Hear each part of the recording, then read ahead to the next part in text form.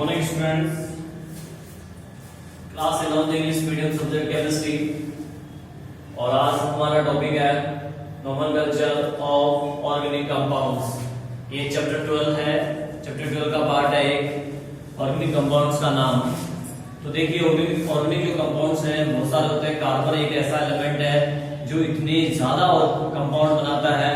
अगर जो दूसरे एलिमेंट्स हैं उनके कंपाउंड एक तरफ कर दिए जाए और कार्बन के कंपाउंड एक तरफ कर दिए जाए तो भी कार्बन के कंपाउंड ज्यादा बढ़ेंगे। अब इन कंपाउंड्स का जो है बहुत सारा बहुत सारे कंपाउंड हो गए तो बहुत सारे नाम दिए गए अलग अलग, जिनको याद रखना, जिनकी स्टडी करना मुश्किल हो गया। तो फिर ये जिम्मेदारी जो है नेमिंग के कुछ रूल्स बनाए गए। IUPAC सिस्टम ने संभाली और IUPAC सिस्टम को जिम्मेदारी दी गई कि आप जो है आपसे ऑर्गेनिक केमिस्ट्री के और ऑर्गेनिक जो कंपाउंड्स हैं उनको नाम दोगे। तो उसके कुछ रूल्स बनाए उन्होंने, उस रूल्स के अकॉर्डिंग ऑर्गेनिक कंपाउंड्स को नाम दिया जाता है। लेकिन उससे पहले हम जो है बात करेंगे कुछ कॉमन नेम सिस्टम जो पहले चलते थे, जो सिस्टम कॉमन नेम सिस्टम है, डेराइव्ड सिस्टम है इनमें। तो इनकी कुछ आज हम कुछ डेफिनेशंस की बात करेंगे, कुछ ग्रुप हैं उनकी बात करेंगे। तो सबसे पहले अपन बात करते हैं हाइड्रोकार्बन।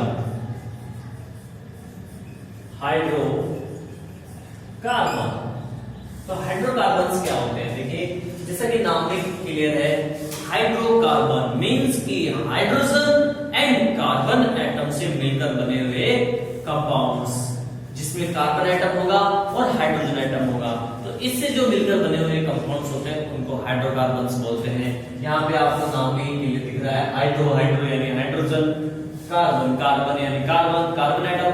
तो हाइड्रोजन और कार्बन एटम से जो मिलकर बने हुए कंपाउंड्स होते हैं उनको हाइड्रोकार्बन्स बोलते हैं। इनको हम मेनली जो है 3 पार्ट्स में डिवाइड कर सकते हैं। 3 पार्ट्स कौन कौन से हैं वो देखिए, आपने पिछली क्लास में पढ़ा होगा, फिर भी एक बार फिर से देख लीजिए। यहाँ पे वो जो 3 पार्ट हैं, फर्स्ट है एल्केन, सेकंड है एल्कीन और थर्ड है एल्काइन। ये 3 कैटेगरी है हाइड्रोकार्बन्स की, एल्केन, एल्कीन और एल्काइन। अगर इनके जनरल फॉर्मूले की बात की जाए तो देखिए जनरल फॉर्मूला इसका होता है CnH2n+2। इसका जनरल फॉर्मूला होता है CnH2n ओनली और इसका जनरल फॉर्मूला होता है CnH2n-2 लग जाता है इसमें, ठीक है ना। एल्केन में +2, लास्ट वाले एल्काइन में -2 और बीच वाला में ना प्लस ना माइनस, ठीक है। और इसका अगर सफिक्स की बात करें, इसका जो सफिक्स है इसमें सफिक्स लगता है, देखो अब सफिक्स को आपको रटने की जरूरत नहीं है। ये जो लिखा हुआ है ना सीरीज का नेम, एल्केन, एल्कीन और एल्काइन, इसी में सफिक्स मौजूद है। तो आप देखिए एल्केन, एन लग रहा है सफिक्स, तो ये एन इसका सफिक्स हो जाएगा ANE, एन। यहां पे एल्कीन तो इसका सफिक्स हो जाएगा ईन, तो ये हो जाएगा ENE। एंड एल्काइन तो आइन इसका सफिक्स हो जाएगा YNE। ये इसके सफिक्स हो गए। अब मैं आपको एग्जांपल्स बता देता हूं इनमें। देखिए N= क्या है यहाँ पे? N= है number of carbon atom, number of carbon atom है N=। तो कार्बन एटम है नंबर ऑफ कार्बन एटम, हम यहाँ पे N=4 ले सकते हैं, 3 ले सकते हैं, 2 ले सकते हैं, 1 ले सकते हैं इसमें। तो मैं यहाँ पे 3 ले रहा हूं, C3H2 × 3+2 सॉल्व करेंगे इसको तो C3H6 हो जाएगा, ठीक है। C3H8। अब इसका नाम देंगे अपन। तो वैसे तो देखो मैं वर्ड रूट आपको लिखाऊंगा, लेकिन पिछली क्लास का थोड़ा सा याद होगा आपको। 3 कार्बन को बोलते हैं प्रो, 3 कार्बन को प्रो, और एल्केन है सफिक्स एन लगेगा तो नाम हो जाएगा प्रोपेन। एंड इसमें अगर हम एग्जांपल लें तो यहाँ पे एक चीज आपको क्लियर करना चाहूंगा कि एल्कीन और एल्काइन इनमें कभी भी n = 1 नहीं होता है, 2 से स्टार्ट होता है। n = 2 हो सकता है लेकिन n = 1 नहीं होता है, ये 2 से स्टार्ट होते हैं। तो यहाँ पे मैं ले लेता हूं n = 4, 2 × 4 C4 H8, तो ये C4H8 एंड इसका नाम देंगे, 4 कार्बन को ब्यूट बोलते हैं, ब्यूट, और डबल बॉन्ड इन है, इसमें एल्कीन ग्रुप है तो एन सफिक्स लगता है इन, तो ब्यूटीन नाम हो जाएगा इसका नाम हो जाएगा ब्यूटीन। एंड इसमें अगर बात करें तो n = 2 में 3 ले लेता हूं यहाँ पे, तो ये हो जाएगा 2 और मल्टीप्लाई करेंगे 3 से -2 करेंगे तो C3H4 हो जाएगा, इसमें C3H4। इसमें ट्रिपल बॉन्ड होता है कार्बन कार्बन के बीच में, तो C3 को बोलते हैं प्रो, सफिक्स लगेगा आइन, प्रोपाइन नाम हो जाएगा इसका, क्या हो जाएगा? प्रोपाइन नाम हो जाएगा। एल्काइन के अंदर कार्बन कार्बन के बीच में ट्रिपल बॉन्ड होता है, एल्कीन के अंदर कार्बन कार्बन के बीच में डबल बॉन्ड होता है, और एल्कीन के अंदर कार्बन कार्बन के बीच में सिंगल बॉन्ड होता है। तो आप नंबर ऑफ बॉन्ड देखकर भी ये पता कर सकते हो कि वो एल्केन का है या एल्कीन का है या एल्काइन का है। इसके अलावा मैं आपको एक चीज और बता देता हूं ट्रिक में कि यहाँ पे एल्केन के अंदर हमेशा देखना, जब भी आपका जैसे फॉर्मूला लिखा हुआ है डायरेक्ट आपसे ऐसे पूछ ले तुरंत की कौन सी सीरीज का है, एल्केन एल्कीन एल्काइन, तो आप इस फॉर्मूले को देखना कार्बन की संख्या कितनी है, 3 है, 3 का डबल करना 6 और उसमें 2 जुड़ा हुआ है तो इसका मतलब एल्केन है। अगर डबल कर जस्ट डबल है हाइड्रोजन, जैसे 4 है तो जस्ट डबल 8 हाइड्रोजन है तो वो एल्कीन हो जाएगा, और डबल से थोड़ा 2 कम है तो देखो 3 दूनी 6, 6 से 2 कम हुआ 4, ठीक है, तो समझ जाना वो एल्काइन है। तो ये हमारे कुछ हाइड्रोकार्बन्स हैं। बाकी जो हाइड्रोकार्बन्स ये जो एल्केन एल्काइन है, इनकी बात हम अलग से, इनकी फिजिकल प्रॉपर्टीज, इनकी केमिकल प्रॉपर्टीज, इनके यूसेज, इनके प्रिपरेशन मेथड, ये सब बात करेंगे, लेकिन उसके लिए हमारा अलग चैप्टर है, 13 चैप्टर के अंदर होगी वो बातें। अभी मैंने केवल ये डिटेल्स बता दी है क्योंकि ये कुछ हमें काम आने वाली है, नाम देंगे तब, ठीक है। तो ये हाइड्रोकार्बन्स था। नेक्स्ट ग्रुप का हमारा जो हम बात करने वाले हैं यूज होगा ये काफी, एल्किल ग्रुप। देखिए एल्किल ग्रुप क्या होता है, थोड़ी देर पहले मैंने आपको एल्केन पढ़ाया था, क्या पढ़ाया था? एल्केन, ये हाइड्रोकार्बन एल्केन सिंगल बॉन्ड, ठीक है। अब इस एल्केन में से एक हाइड्रोजन लेस करते हैं हम, तो क्या बनेगा? एल्किल बनता है। अगर एल्केन में से एक हाइड्रोजन लेस करें तो एल्किल का फॉर्मेशन होता है, उसको एल्किल ग्रुप बोलते हैं। तो फिर इसमें एन लगता है सफिक्स, तो इसमें जो सफिक्स लगेगा वो लगेगा एल, वाई, वाई यल बोल दीजिए, ठीक है। अब एग्जांपल देखिए एल्केन का, CH3 CH2 CH3 single bond 3 carbon alkene है, 1 2 3 प्रोपेन, ठीक है। अब इसमें से हाइड्रोजन लेस कर दूं मैं, कर दूं तो क्या बन जाएगा? एल्केन ग्रुप बन जाएगा, CH3 CH2 CH2, ये वैकेंट बॉन्ड, यहां से हाइड्रोजन क्या हो गया? निकल गया है, क्या हो गया है? हाइड्रोजन रिमूव हो गया है, एक हाइड्रोजन की कमी होती है, कौन सा ग्रुप हो गया? एल्किल ग्रुप हो गया। तो अब इसका नाम क्या हो जाएगा? 1 2 3 प्रोपिल, क्या हो जाएगा? प्रोपिल, ठीक है। तो ये होता है एल्किल ग्रुप। जब एल्केन में से हाइड्रोजन रिमूव हो जाए तो उससे एल्किल ग्रुप का फॉर्मेशन होता है, और इसमें सफिक्स के रूप में YL यूज पे। क्लियर?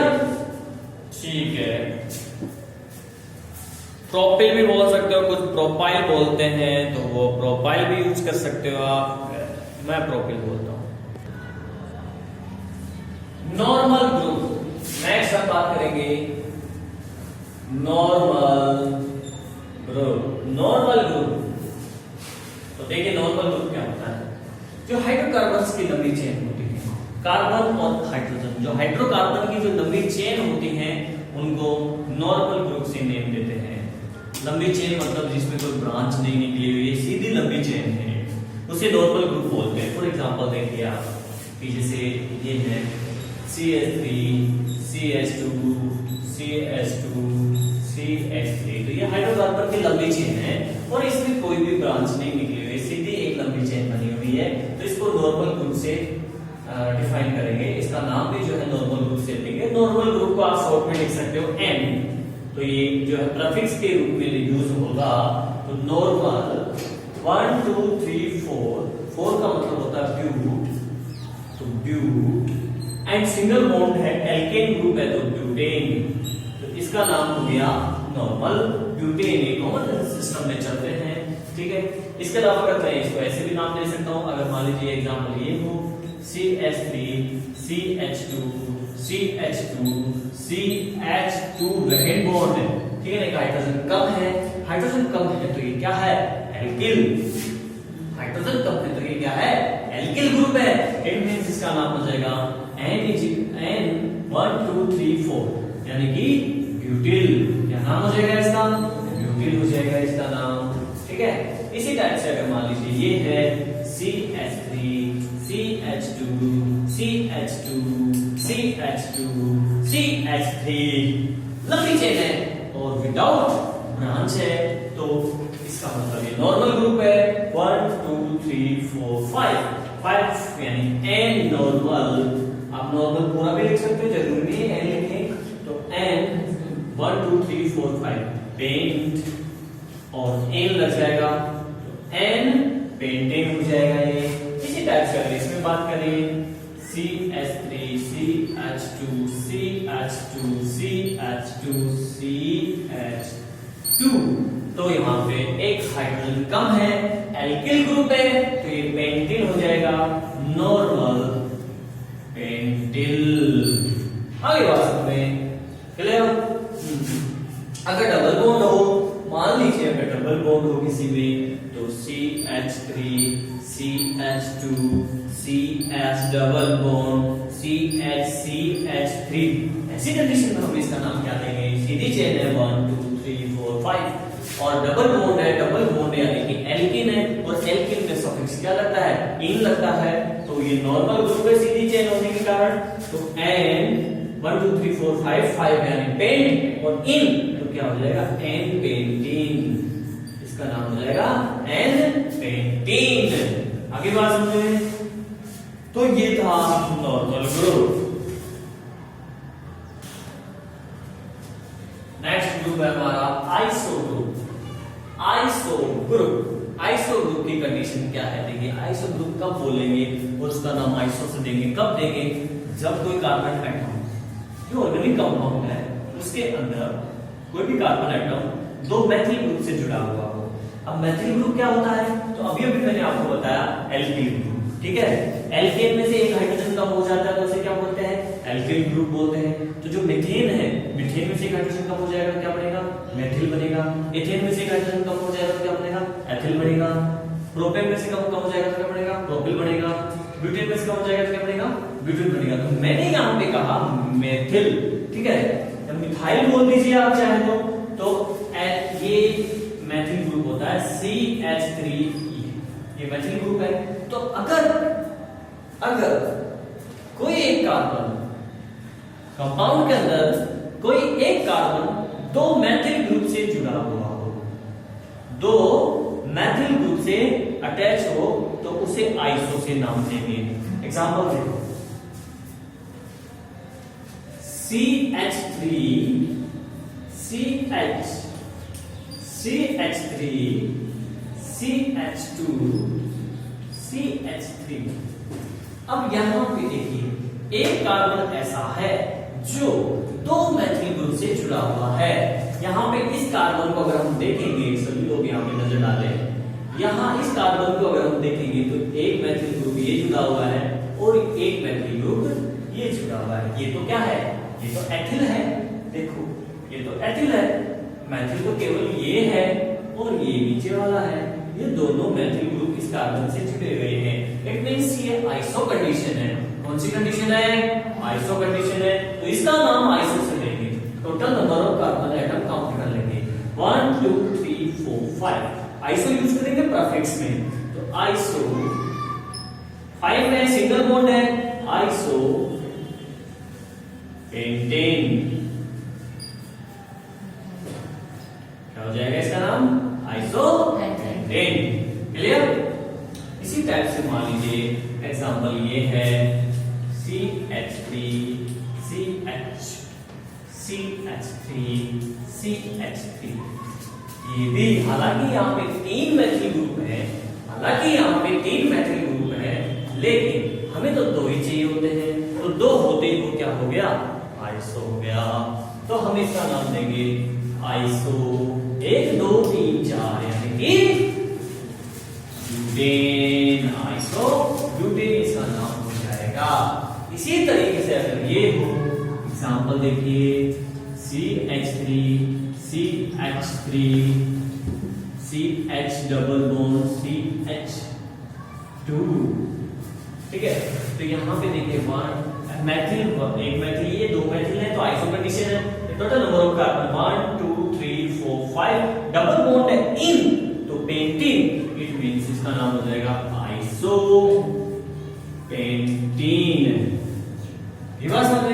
Iso pentene. एंड अगर इसमें ये हो, जैसे मान लीजिए मैं इसी को ये बना दूं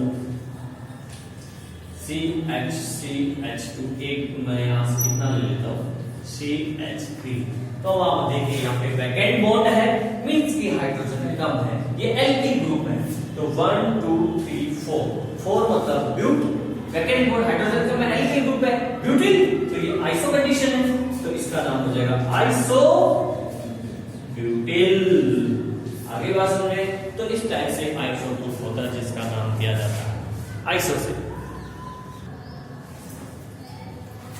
नियो ग्रुप नेक्स्ट है। नियो ग्रुप, देखो नियो ग्रुप क्या होता है। नियो ग्रुप जब कोई कार्बन की वैलेंसी कितनी होती है?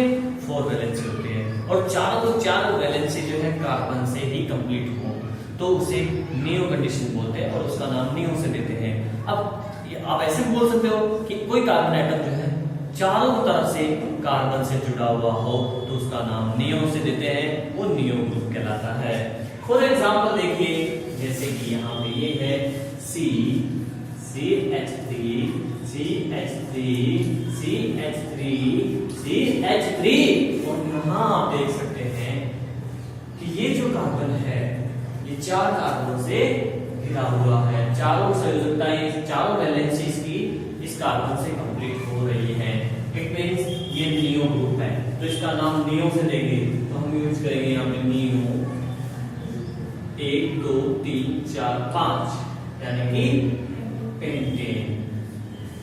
नियो पेंटेन इसका नाम हो जाएगा।